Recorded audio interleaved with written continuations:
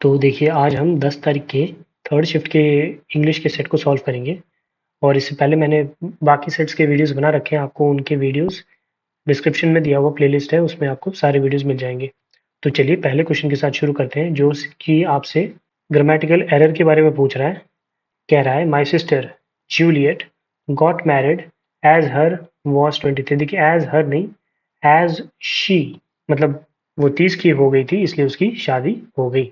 Option आपका इसमें कौन सा सही होगा? ऑप्शन फोर्थ करेक्ट होगा। आगे बढ़ते हैं। अगला क्वेश्चन आपसे वन वर्ड सब्स्टिट्यूशन के लिए कह रहा है, तो पढ़ते हैं। फियर ऑफ क्लोज स्पेसेस, बंद जगहों के फियर को क्या कहते हैं? तो हम उसे कहते हैं क्लॉस्ट्रोफोबिया। ऑप्शन फोर्थ आपका करेक्ट आंसर है। बंद जगहों के से कुछ लोगों को डर लगता है, उस तरह के फियर को हम क्लॉस्ट्रोफोबिया कहते हैं। अब अगर आप देखें एगोराफोबिया, ये होता है क्राउडेड स्पेसेस।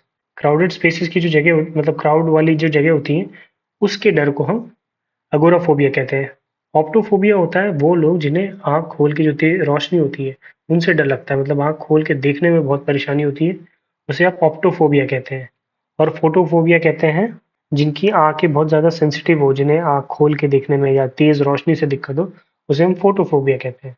फोटोफोबिया और ऑप्टोफोबिया में अंतर यह है कि उसमें आंख खोल के आदमी देखने से डरता है, जबकि फोटोफोबिया में आदमी तेज रोशनी से डरता है। तो हमारा ऑप्शन इसमें फोर्थ करेक्ट था। आगे बढ़ते हैं। अगला क्वेश्चन आपको सेंटेंस अरेंज करने को कह रहा है, तो एक बार पढ़ के देखते हैं। पहले एक बार रफली हम ऑप्शंस को गेस करके देखते हैं। आर से शुरू है, दो पढ़ के देखते हैं। वी कम्युनिकेट एंड कनेक्ट, उसके बाद है पी टेक्नोलॉजी हैज रेवोल्यूशनाइज। देखिए वी कम्युनिकेट एंड कनेक्ट और उसके बाद टेक्नोलॉजी हैज रेवोल्यूशनाइज्ड, ये दोनों इनकंसिस्टेंट है, तो इसीलिए ये दोनों ही ऑप्शन गलत हो जाएंगे। अब हमारे पास ओ है और पी है। पी से शुरू करते हैं, तो पढ़ते हैं। टेक्नोलॉजी हैज रेवोल्यूशनाइज्ड, ठीक है, every aspects of our lives, ठीक है, and it has transform the way, ये भी ठीक लग रहा है। वी कम्युनिकेट एंड कनेक्ट, तो ये बहुत अप्रोप्रिएट आ रहा है, तो ऑप्शन फर्स्ट ही आपका इसमें करेक्ट आंसर होगा।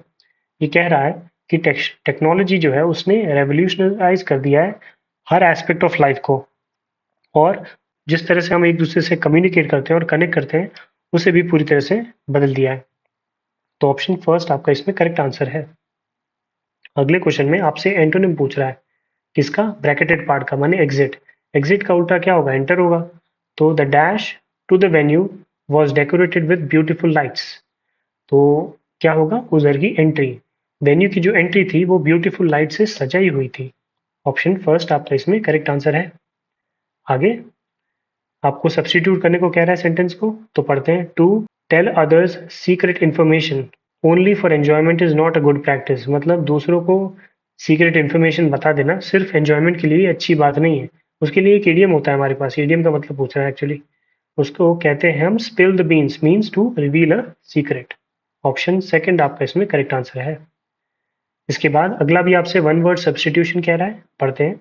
अ short section as of a book that leads to और एक्सप्लेन्स द मेन पार्ट, मतलब एक बुक का एक शॉर्ट सेक्शन जो कि मेन पार्ट को या मेन पार्ट की तरफ लीड करता है। ऑफन ये दूसरे मतलब बुक के राइटर के अलावा किसी और द्वारा लिखा जाता है, उसे आप क्या कहते हैं? तो आपने कभी भी कोई नॉवल या कुछ किताब पढ़ी होगी तो उसमें आपको ये शब्द फोर वर्ड जरूर दिखता है, जो कि उस किताब के बारे में एक इंसाइट या एक समरी सी या क्या आपको आगे मिलने वाला है उसके बारे में बताता है।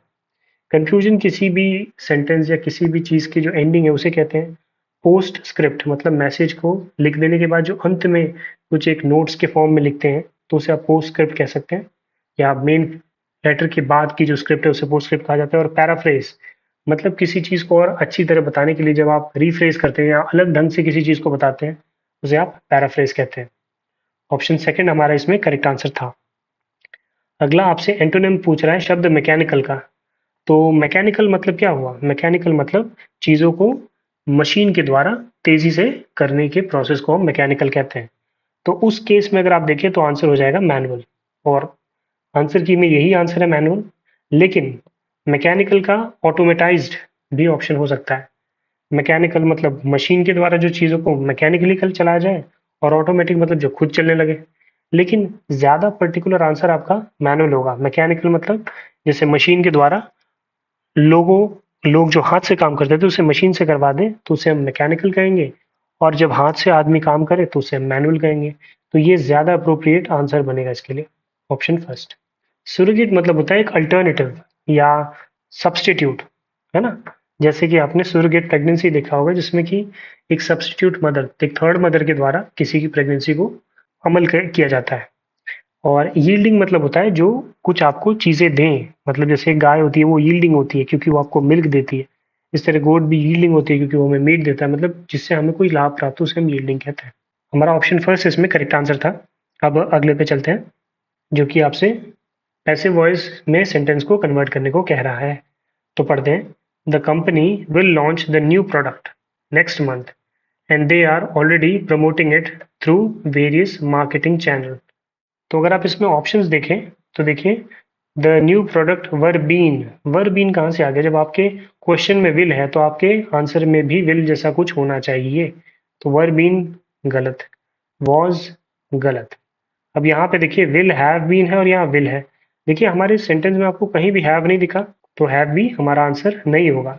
हमारा आंसर हो जाएगा ये वाला, the new product will be launched by the company next month and it is already being promoted through various marketing channel। देखिए यहाँ प्रमोटिंग था इसलिए हमारे पास बीइंग आना जरूरी था। तो इस तरह से आपका ऑप्शन फोर्थ करेक्ट आंसर होगा। अगले पे चलते हैं जो कि कह रहा है अंडरलाइन सेंटेंस को रिप्लेस करना है।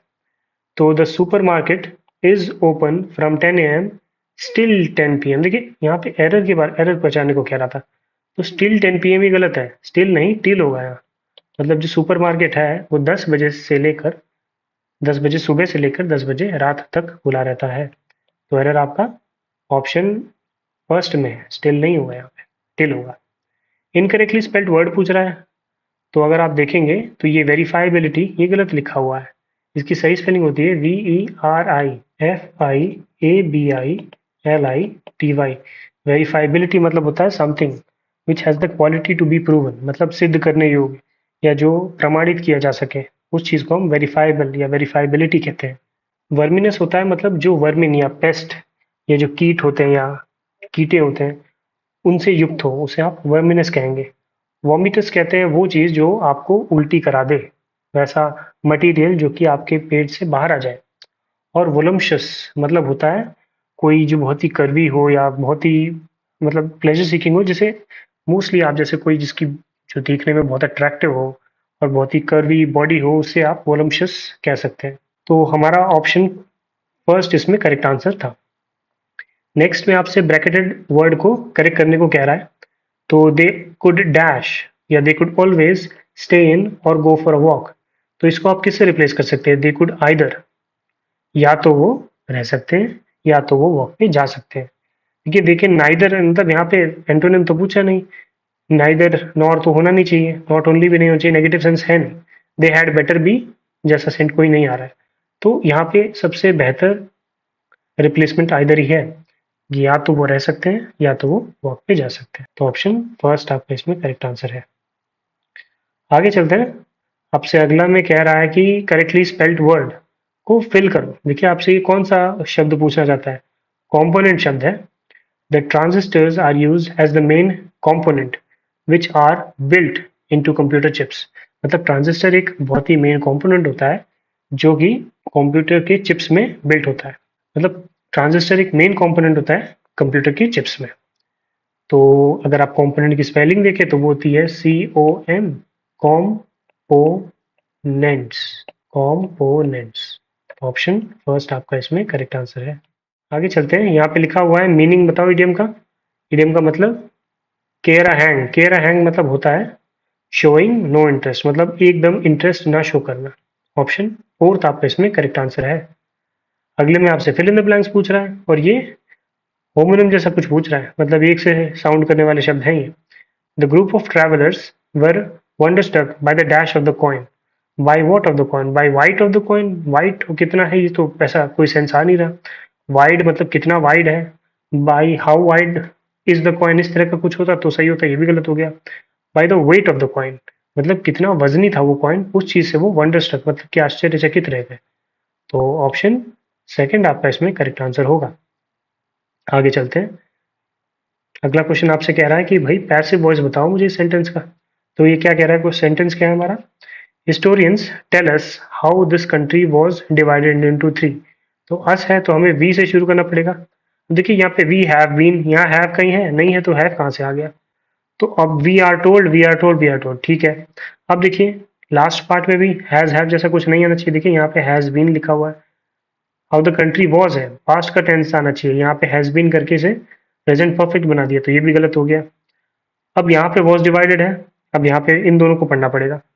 We are told by historians how this country, देखिए डिवाइडेड यहाँ पे कुछ मिस लग रहा है, इसीलिए ये भी गलत हो जाएगा। तो ऑप्शन यही बनेगा, was divided into three.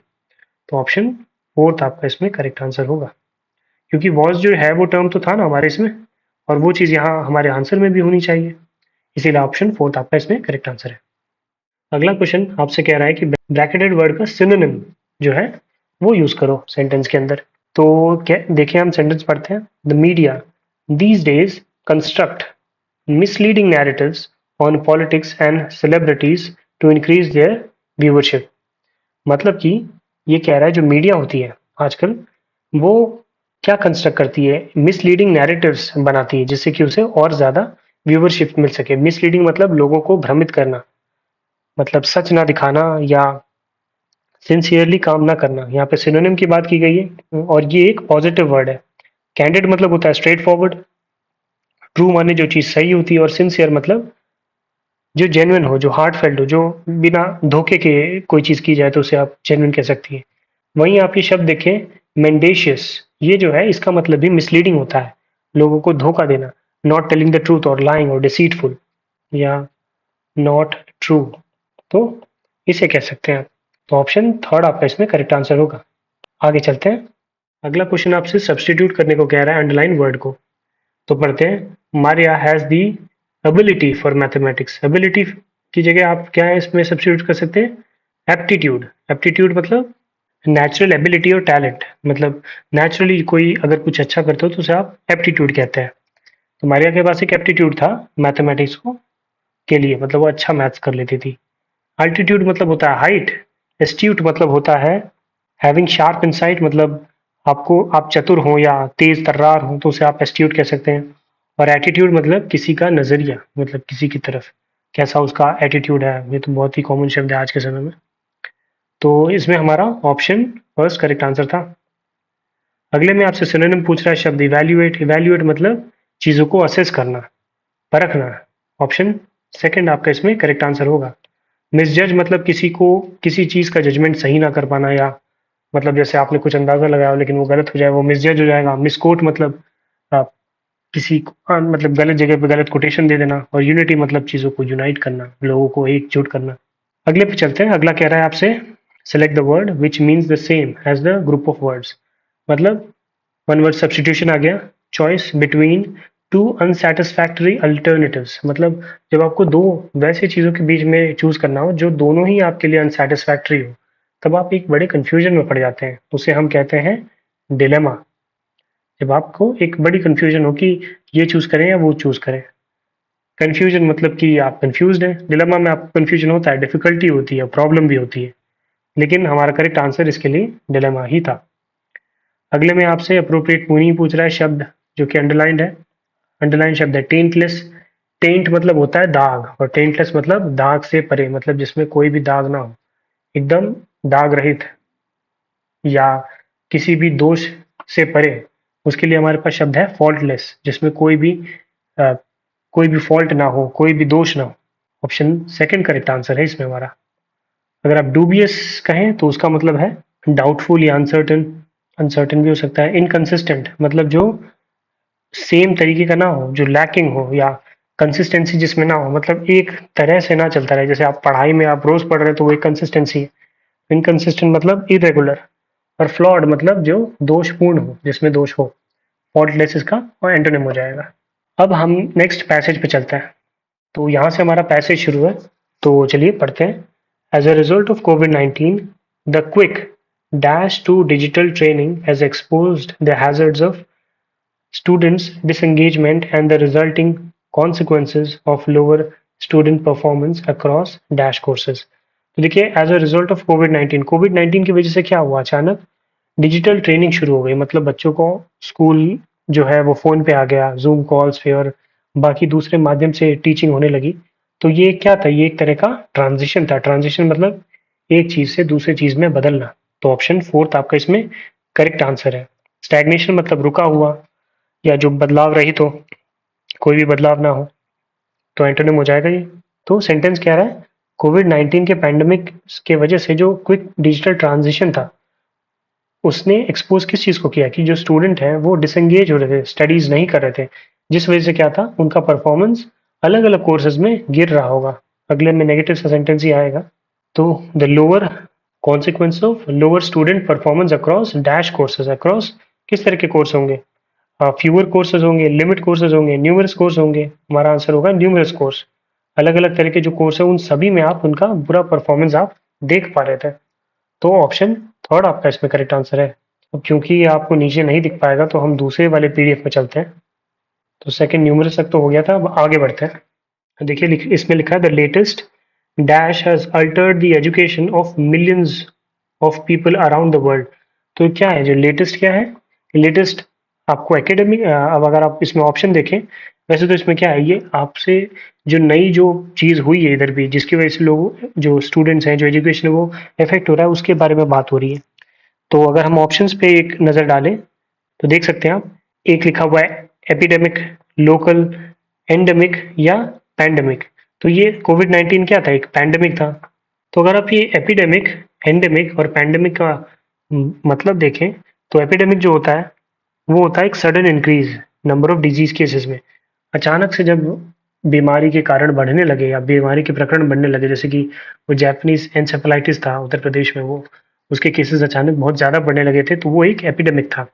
Endemic होता है जो किसी एक पर्टिकुलर रीजन में ही हो उस तरह की चीज़ें, जैसे काला आजार जो था वो पहले अफ्रीकन कंट्रीज में ही होता था। और पैंडेमिक होता है जो कि ग्लोबल स्केल पे हो, माने पूरे अर्थ पे इस तरह की समस्या है तो उसे हम पैंडेमिक कहते हैं। तो ऑप्शन फोर्थ आपका इसमें करेक्ट आंसर है। अगले पे चलते हैं। अब यहाँ तक हमने पढ़ लिया था, फिर इसके बाद पढ़ते हैं new approaches and improvements in the school system are urgently required. मतलब कि नए अप्रोच और इम्प्रूवमेंट स्कूल सिस्टम में बहुत ज़्यादा ज़रूरी है और अभी उनकी सबसे ज़्यादा ज़रूरत है।